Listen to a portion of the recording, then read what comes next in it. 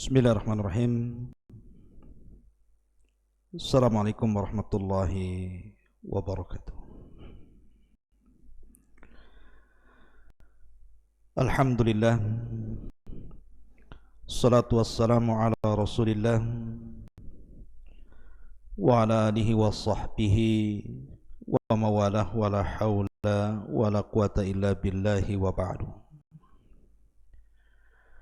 Qala Allahu azza wa jalla ya ayyuhalladzina amanu taqullaha haqqa tuqatih wa la tamutunna illa wa antum muslimun.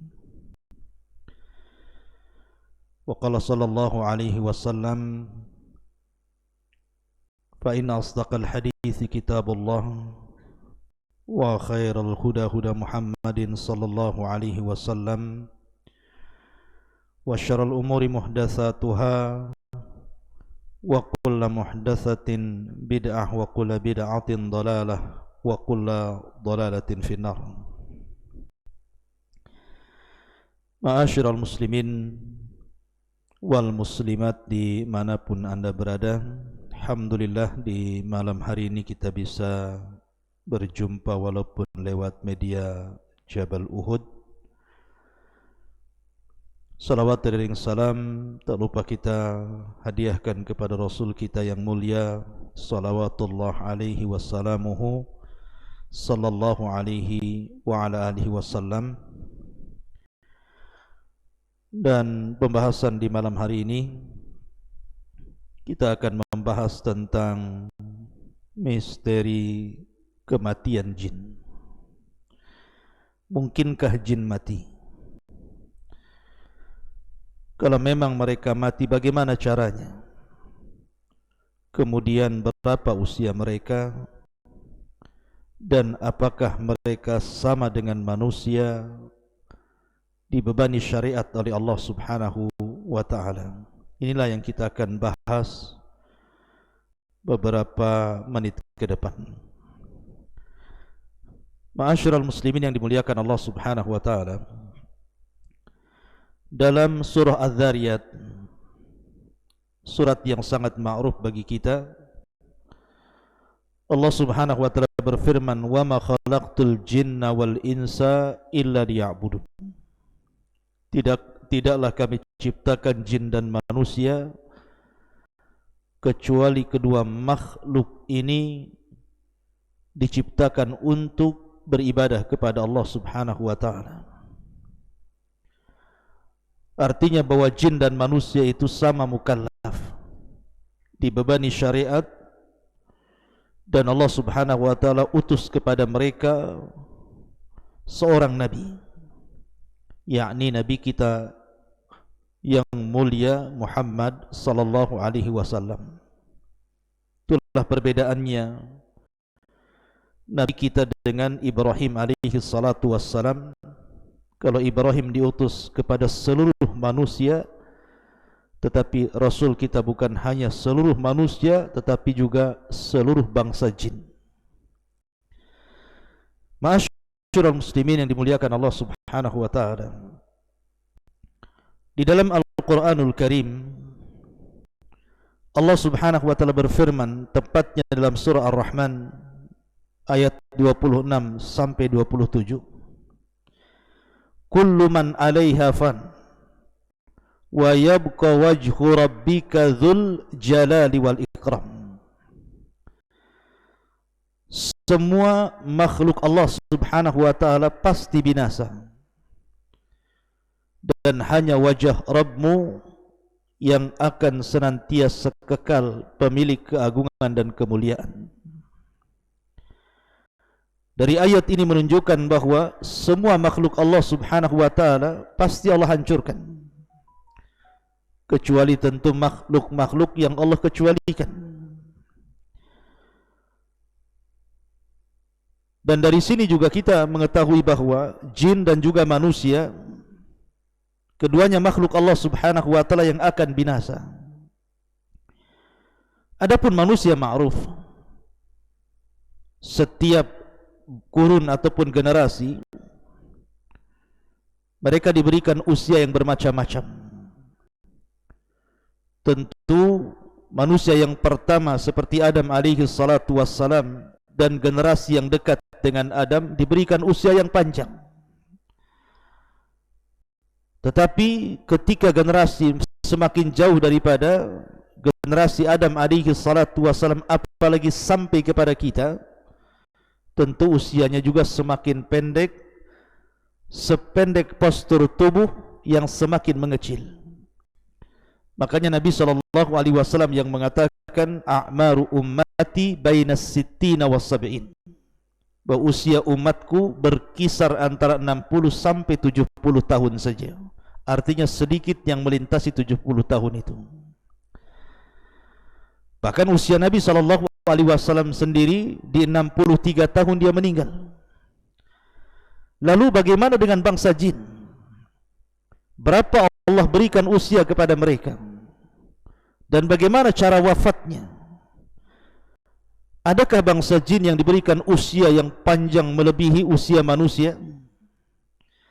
Ma'asyiral muslimin yang dimuliakan Allah Subhanahu wa taala. Kita tahu bahwa jin itu memiliki beberapa golongan. Golongan yang pertama adalah jin yang Allah Subhanahu wa taala kekalkan usianya, dan baru Allah Subhanahu wa taala wafatkan dalam tiupan sangkakala yang pertama. Itulah yang disebut dengan iblis laknatullah alaihi. Karena iblis itu bagian daripada jin. Allah Subhanahu wa taala berfirman dalam surah Al-Kahfi, illa iblis kana minal jinni fa fasaqa an amri rabbih. Kecuali iblis yang tidak mau sujud kepada Adam, dia bagian daripada jin, dan dia jin yang fasik terhadap perintah Rabbnya. Dari sini menunjukkan bahwa iblis bagian daripada bangsa jin. Lah iblis ini Allah kecualikan atas permintaan dia sendiri. Dia mengatakan fa'anzirni ila yaumi yub'atsun, ya Rabb, tangguhkan usiaku sampai hari kelak semua makhluk dibangkitkan.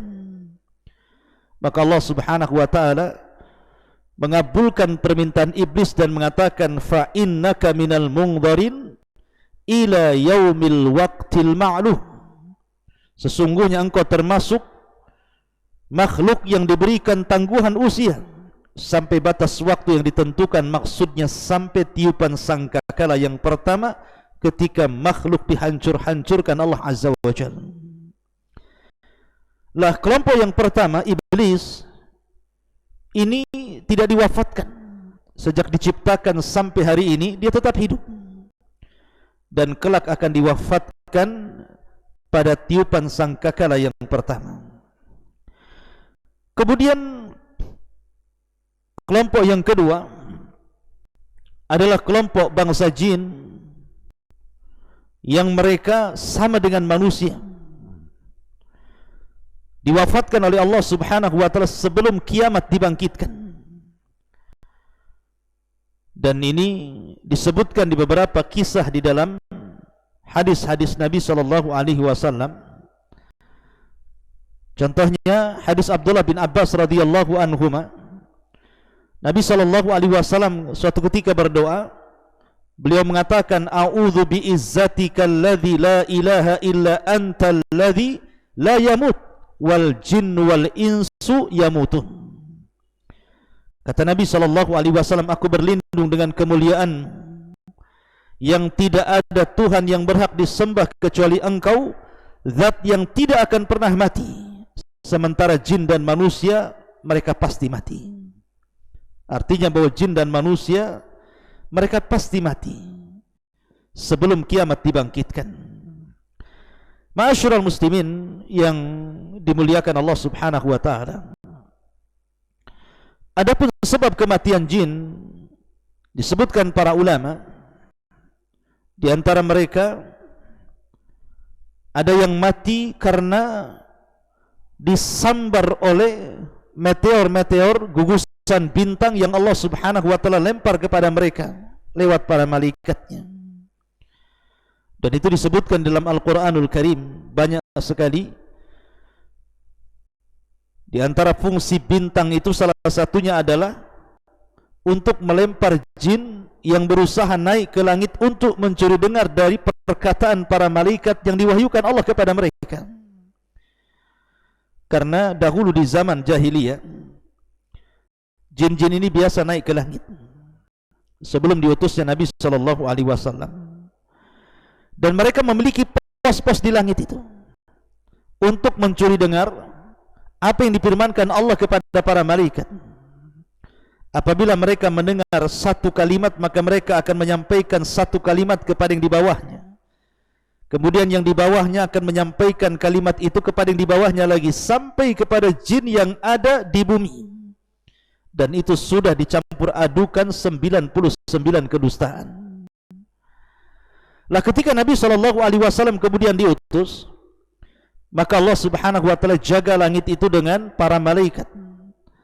Makanya satu jin pun sudah tidak sanggup lagi untuk mencuri dengar, karena setiap kali mereka naik ke langit, maka mereka akan ditembak oleh meteor-meteor, oleh gugusan-gugusan bintang untuk menjaga langit dan supaya wahyu Allah Subhanahu wa taala tidak tercampur adu dengan ucapan para dukun. Mereka terkadang mati karena disambar meteor, ataupun jin itu mati karena sebab yang lainnya, mungkin saling membunuh di antara mereka sama dengan manusia, atau mungkin manusia yang membunuh mereka, seperti orang yang meruqyah umpamanya. Terkadang orang meruqyah dan orang itu kemasukan jin, kemudian dibacakan Al-Quran sampai terbakar, bahkan ada di antara mereka yang sampai mati. Ataupun sebab yang lainnya, seperti maunya mereka sakit atau sudah tua. Tapi yang jelas bahwa ada kemiripan antara jin dan juga manusia dalam kematian. Walaupun tentu jin akan berbeda dalam kekuatan dengan manusia, karena ada hal-hal yang manusia kalau melakukannya pasti mati, tapi jin tidak mati. Seperti umpamanya manusia yang menyelam ke dalam air tanpa alat satu pun, tentu dia akan mati kehabisan oksigen. Tetapi ada jin-jin itu yang bisa masuk ke dalam air dan mereka tidak mati. Mereka bisa berhari-hari dalam air itu, atau mereka bisa terbang ke langit tanpa alat sampai kepada langit yang sudah tidak ada oksigen lagi. Mereka bisa, dan itu tidak bisa dilakukan manusia kecuali menggunakan alat ataupun kecuali karena izin Allah Subhanahu wa taala, seperti Nabi SAW di Isra Mi'rajkan sampai ke Sidratil Muntaha. Tapi yang jelas bahwa jin-jin ini bisa mati. Termasuk juga jin yang tasyakul, beralih rupa. Seperti umpamanya dia beralih rupa kepada manusia. Apabila seandainya jin yang beralih rupa ini kepada manusia dibunuh, maka dia mati juga. Dan itu kejadian ketika Nabi SAW mengutus Khalid ibn Walid radhiyallahu an untuk menghancurkan patung Uzza. Jadi ketika Fathu Mekah, Nabi SAW merintahkan banyak para sahabat untuk menghancurkan patung-patung yang disembah orang-orang musyrik kala itu. Lah salah satunya Nabi SAW mengutus Khalid ibn Walid untuk menghancurkan patung Uzza. Setelah kemudian Khalid bin Walid menghancurkan patung Uzza, kemudian datang kepada Nabi SAW dan mengatakan, "Ya Rasulullah, aku sudah menghancurkan Uzza." Tiba-tiba Nabi SAW mengatakan, "Irji fa innaka lam tasna syai'an." Khalid, kembali ke tempat Uzza itu, karena engkau belum berbuat sesuatu kepada patung Uzza itu. Tentu Khalid bin Walid heran, dia sudah menghancurkan patung itu. Tapi Rasulullah mengatakan, "Irji fa innaka lam tasna syai'an." Baliklah ke tempat Uzza wahai Khalid, engkau belum berbuat apa-apa. Maka Khalid pun kemudian kembali ke tempat patung Uzza yang sudah dihancurkan itu. Sementara manusia menangis karena berhalanya ditumbangkan Khalid. Tiba-tiba kemudian di tempat berhala itu ada seorang wanita yang telanjang, rambutnya terurai, di atas kepalanya banyak pasirnya, menakutkan. Maka Khalid pun kemudian langsung mengambil pedangnya, kemudian memenggal kepalanya. Kata Nabi SAW, "Tilkal Uzzah." Itulah Uzzah. Maksudnya syaitan jin yang menjelma sebagai nenek tua penjaga berhala Uzza itu, dan dia mati ditusuk oleh Khalid ibn Walid radhiyallahu anhu. Ma'asyiral muslimin yang dimuliakan Allah azza wajalla, ataupun kisah tentang seorang sahabat yang membunuh ular. Jadi diceritakan oleh Abu Sa'id yang pernah menjadi hamba sahaya Hisham bin Zahra, dia pernah bercerita bahwa saya pernah menjumpai Abu Sa'id Al-Khudri radhiyallahu anhu, sementara ketika itu Abu Sa'id Al-Khudri berada di rumahnya dan dia sedang sholat. Tiba-tiba kemudian di rumah sebelahnya, di rumah Abu Sa'id Al-Khudri, terdengar ada suara. Rupanya dilihatnya ada seekor ular yang sangat besar. Maka tiba-tiba kemudian Abu Sa'id ini langsung bangkit dan hendak membunuhnya. Maka Abu Sa'id Al-Khudri radhiyallahu anhu mengisyaratkan agar jangan dibunuhnya. Maka aku pun duduk, kata Abu Sa'id, dan membiarkan ular itu. Setelah itu kemudian berangkatlah Abu Sa'id Al-Khudri radhiyallahu anhu dan yang lainnya dalam perang Khandaq. Ketika itu Nabi SAW sedang menggali parit. Lah salah seorang sahabat Nabi SAW dilaporkan bahwa ada sesuatu terjadi di rumahnya. Maka dia pun bergegas pulang ke rumahnya. Kemudian Nabi SAW menyuruh untuk membawa senjata. Maka kemudian laki-laki ini pun membawa senjata, kemudian pulang ke rumahnya. Kagetnya ketika tiba-tiba istrinya lari dalam rumah, dan di zaman itu tidak ada wanita yang keluar rumah.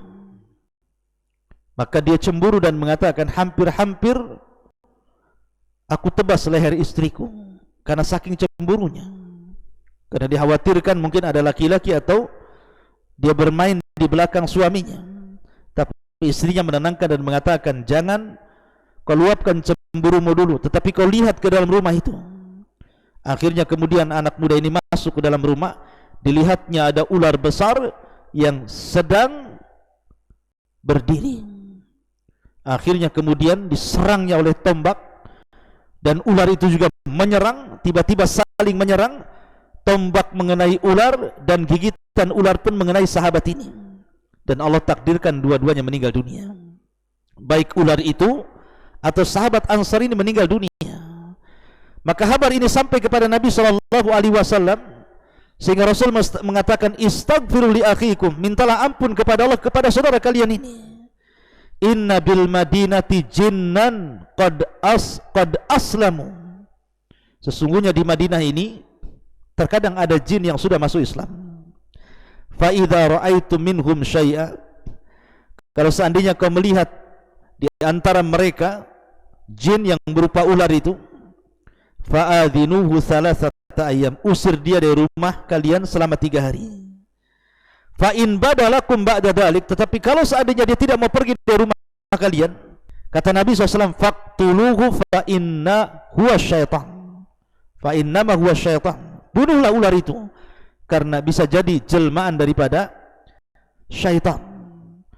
Lah kisah anak muda ini yang membunuh ular sampai mati menunjukkan bahwa jin bisa mati.